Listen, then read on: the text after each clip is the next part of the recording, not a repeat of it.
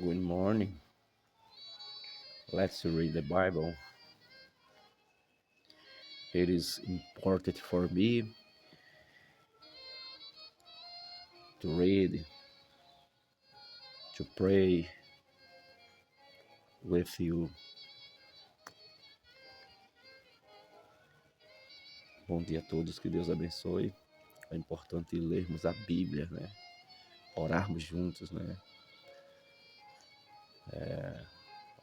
Então nós vamos, nesse momento, fazer uma meditação da Palavra de Deus. Até porque os vídeos que eu tenho feito no canal é para abençoar os nossos irmãos da nossa comunidade, né? A comunidade que eu falo aqui é a nossa igreja, ou as nossas igrejas. Irmãos que são, na maioria, jovens que estão dando seus primeiros passos no Evangelho e têm algumas dificuldades em compreender alguns assuntos bíblicos, né? Ontem, alguns deles estavam falando sobre a questão da Trindade. Essa janelinha que você está vendo aqui atrás, eu faço questão que ela apareça, porque é uma janelinha que eu amo muito, né? Formato assim de igreja antiga. Como os irmãos podem perceber, aqui é a nossa igreja, né? Estou aqui de frente para a igreja. Caso vocês ouçam algum barulho estranho, porque a igreja está movimentada, né? Vou até ajeitar um pouquinho mais a câmera, né? Mas vamos lá. Fazer um vídeo aqui. A inclinação do celular é proposital, é para que os irmãos vejam a janela, que para mim é prazeroso, né? Mas talvez seja uma bobagem para alguém, mas para mim é prazeroso. Nós estamos esses dias falando a respeito da salvação em Cristo Jesus, né? Então, uma coisa que nós temos que entender é que ser salvo, né, não é apenas você receber de Deus a graça de não ir para o inferno, a graça de morar no céu. Ser salvo vai muito além disso, que isso já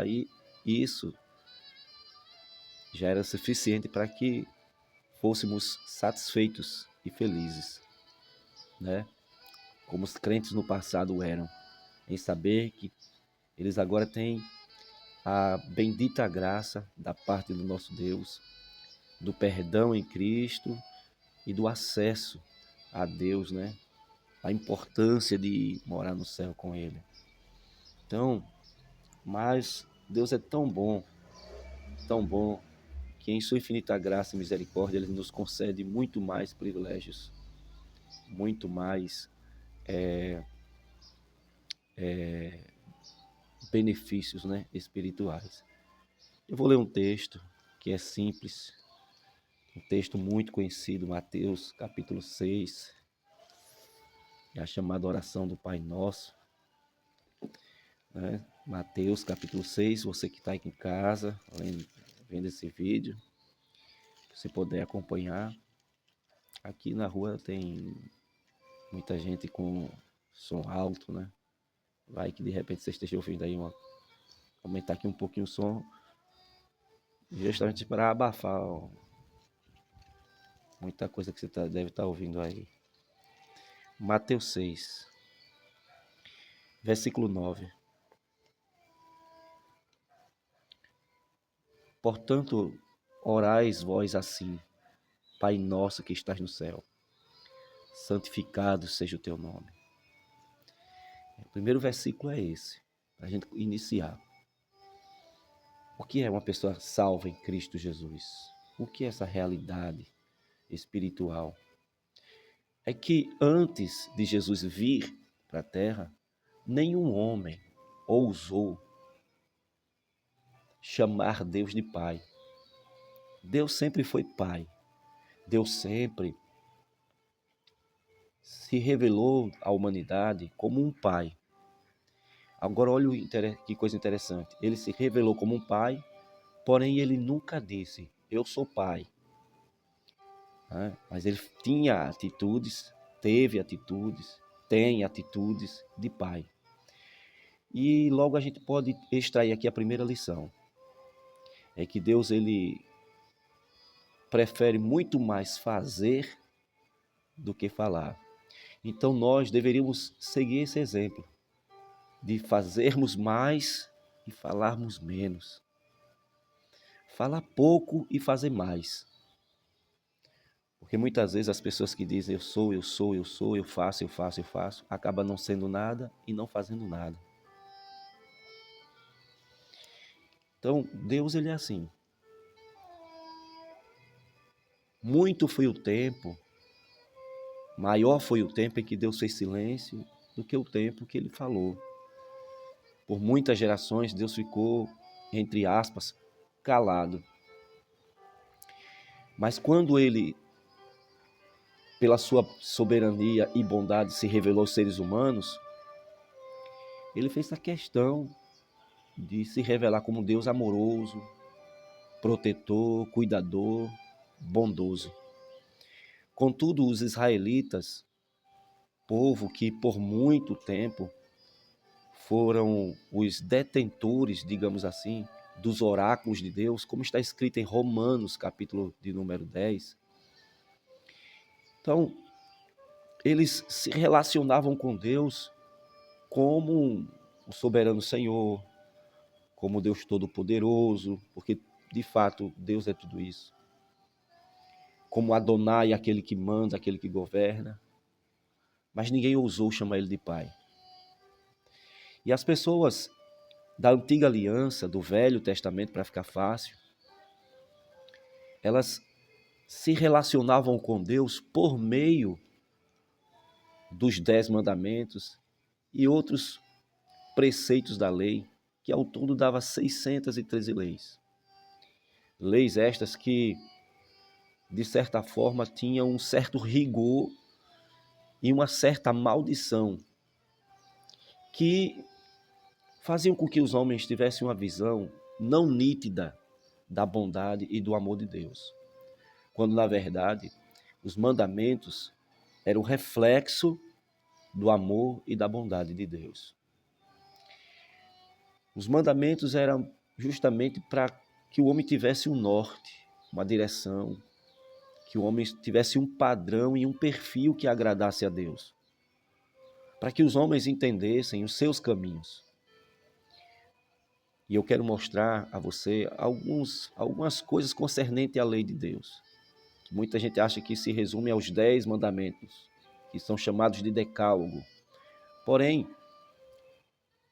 ao todo, entre preceitos, leis, mandamentos, eram 613 leis, que alguns teólogos dividem numa categoria de 3 categorias. Os mandamentos são divididos em 3 categorias.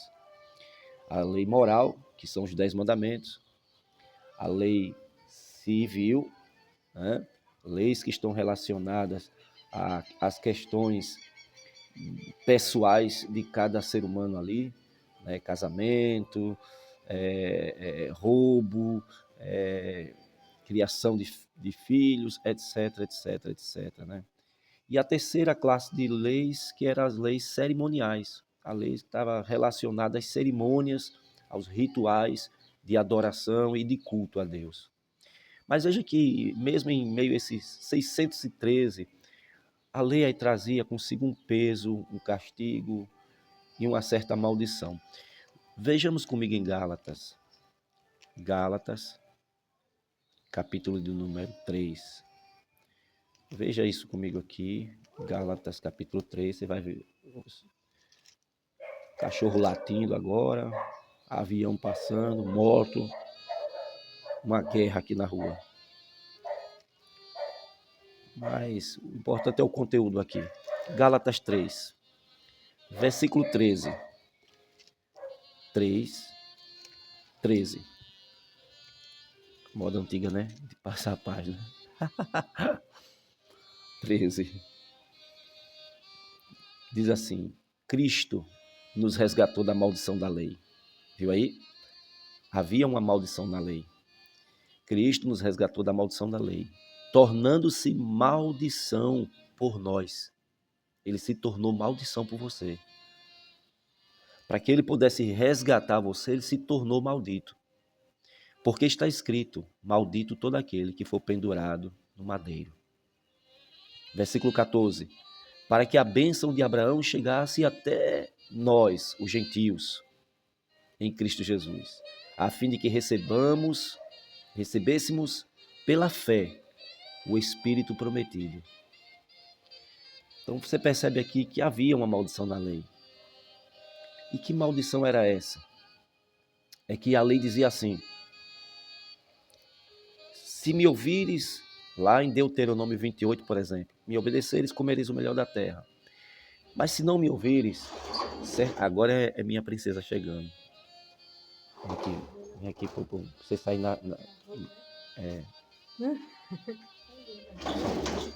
E ali é um cara perturbado chegando agora. Na lei havia a questão do mandamento que dizia: se me ouvires, me obedeceres, comereis o melhor da terra. Mas se não me ouvires, maldito serás no campo, maldito serás, etc, etc, etc. Deuteronômio 28, você pode conferir lá. Então, a mesma lei que abençoava, entre aspas, por conta da a mesma lei que abençoava era a mesma lei que amaldiçoava, entre aspas. Por que entre aspas?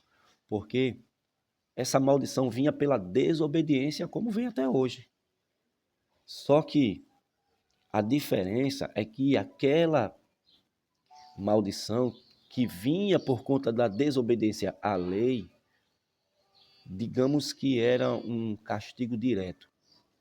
E hoje é uma consequência, é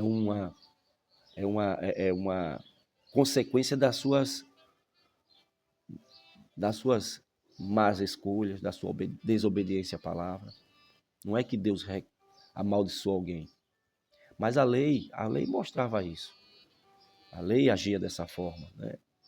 Então, havia maldições na lei. E Jesus, para nos resgatar dessa maldição, ele teve que se submeter a morrer em uma cruz, no madeiro, porque estava escrito: maldito todo aquele que for pendurado no madeiro. E aí Jesus resgata isso para nós. E aí você percebe aqui já os benefícios da salvação em Cristo. Primeiro, que você não é mais um maldito, que você não está debaixo de maldição, mas que agora a bênção de Deus em Cristo Jesus, que é chamada aqui de bênção de Abraão, porque Deus prometeu lá a Abraão que Abraão seria bendito em tudo que fizesse, que Abraão teria saúde, que Abraão teria longevidade, que Abraão cresceria como nação, etc, etc. Né? O Espírito Santo prometido, está aqui no versículo 14, ele agora veio morar dentro de você, dentro de nós. Olha os benefícios aí de ser salvo. Mas a gente voltando para linkar com essa palavra aqui, com esse pensamento, vamos voltar para Mateus capítulo 6, versículo 9. Então, pela lei, ninguém podia entender quem Deus é. Porque um Deus que era muito rígido, de repente alguém foi apanhado em ato de adultério, tanto homem quanto mulher, morreriam apedrejados. Então, todo esse rigor passava uma ideia completamente distorcida, digamos assim, de um Deus justo, bondoso e amoroso. Agora, minha filha, hoje eles resolveram atrapalhar o vídeo de vocês. Vai mostrar a cara pro povo ver, já que você quer aparecer. Vai lá na minha janelinha. Beijo. Aí você manda beijo neles e em mim. Olha lá. Tá bom. Deus abençoe. Então, meus irmãos, havia esse rigor e as pessoas não iam entender exatamente como Deus era, a não ser um déspota para alguns, tirano, né? Alguns o viam como até mesmo um Deus de um rigor que levava até a morte, caso o homem pecasse contra ele. Mas aí Jesus vem a mandado do próprio Deus, né? Aí Jesus vem, né, para trazer exatamente a imagem real de quem de fato Deus é. E nós vamos ter que ler mais um texto, né? Mais um texto para vocês perceberem isso. João, capítulo 14. João 14. Olha o que diz aqui, João 14. Jesus se despedindo dos seus discípulos: não se turbe o vosso coração, credes em Deus, credes também em mim. Na casa do meu pai há muitas moradas. Se assim não fora, eu vos teria dito, vou preparar lugar. Eu não vos teria dito, vou preparar lugar. Se eu for preparar lugar, virei outra vez e vos recebereis para mim mesmo, para que aonde eu esteja, estejais vós também. E aí, nós vamos aqui, que diz assim: e para onde eu vou, vós sabeis o caminho. Disse Tomé: Senhor, não sabemos para onde vai. Como podemos saber o caminho? Jesus respondeu: eu sou o caminho, a verdade e a vida. Ninguém vem ao Pai se não for por mim. Se vós me tivesses conhecido, conhecereis também o meu Pai. Olha aí, quem conhece Jesus conhece o Pai. E olha aí o que ele diz: desde agora o conheceis e tendes visto. Jesus está confirmando que quem vê ele, vê o Pai. Respondeu Filipe: Senhor, mostra-nos o Pai, e isso nos basta. Disse Jesus: há tanto tempo estou convosco, e não me tendes conhecido, Filipe. Quem vê a mim, como dizes tu, há tanto tempo estou convosco, e não me tendes conhecido, Filipe. Quem me vê, vê o Pai. Como dizes tu, mostra-nos o Pai. Aqui deixa claro que Jesus e o Pai, que Jesus é exata a imagem do Pai. Desculpa aí pelo dedão na tela. Então percebemos aqui que Deus em Cristo veio se revelar de outra forma. A primeira forma foi através da lei, agora através do seu Filho Jesus.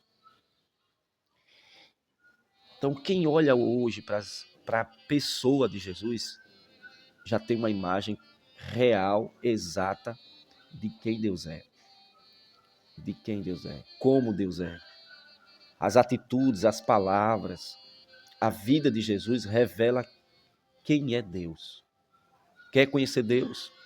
Olhe para Jesus. Então, portanto, pessoas que estão começando agora ler a Bíblia, seria interessante começar a Bíblia não pelo Gênesis, mas começar a Bíblia pelos 4 evangelhos, para entender primeiro quem Deus é em Cristo Jesus. E aí então você pode ler e estudar a Bíblia, né, da maneira que você desejar, com maior amplitude de conhecimento a partir da vida de Jesus. E aí voltamos para o capítulo 6, quando Jesus fala aqui na oração. Quando vocês forem orar agora, vocês orem assim: Pai nosso que estás no céu.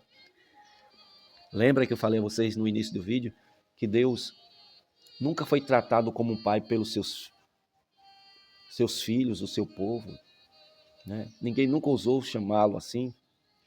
E agora Jesus vem e diz: quando vocês forem orar, orem dizendo assim: Pai nosso que estás no céu. Com isso, o Senhor vem quebrar paradigmas da época, que os homens nem sequer ousavam mencionar o nome de Deus, né? E agora Jesus vem dizendo assim: chame ele de Pai. Porque, na verdade, é isso que ele é. Glória a Deus. É Pai. E foi exatamente por isso que Jesus veio nos salvar. Para também trazer de volta esse relacionamento entre o homem e Deus, e um relacionamento muito mais profundo. Agora, o relacionamento ele transcende